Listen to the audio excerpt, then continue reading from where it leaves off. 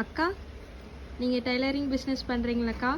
அந்த tailoring business பண்ணி எப்படி வாழ்க்கையில் முன்னேறதுன்னு நிறையா பேர் யூடியூப்லேயும் இன்ஸ்டாகிராம்லேயும் கமெண்ட்டில் கேட்குறாங்கக்கா. அதை பற்றி கொஞ்சம் தெளிவாக சொல்லுங்கக்கா. டெய்லரிங் தொழில் மட்டும் கிடையாது சாமி. எந்த தொழில் பண்ணனாலும் அந்த வேலை வந்து நமக்கு தெரிஞ்சிருக்கணும். கொஞ்சம் கொஞ்சம் டெய்லரிங்கு, பியூட்டி பார்லர், நிறைய பிஸ்னஸ் இருக்குது. இப்போ பார்த்தீங்கன்னா லேடிஸ் பண்ணாத பிஸ்னஸே கிடையாது. எல்லா பிஸ்னஸ்லேயும் சக்ஸஸ்ஃபுல்லாக நிறைய பேர் பண்ணிகிட்டு இருக்காங்க. எந்த வேலை செஞ்சாலும் அந்த வேலையில் வந்து நமக்கு கொஞ்சமாவது வேலை தெரியணும். இப்போ வந்து டெய்லரிங் வேலையை பொறுத்த வரைக்கும் டெய்லரிங்கில் வந்து பாதி வேலையாவது நமக்கு தெரிஞ்சிருக்கணும். ஒரு ஓரடிச்சு ஃபால்ஸ் வைக்கிறது இது எல்லாமே தெரிஞ்சிருக்கணும். கண்டிப்பாக டெய்லரிங் வேலையில் இந்த ஓரடிச்சு ஃபால்ஸ் வச்சாவே தினம் 500 ரூபா சம்பாதிக்கலாம்.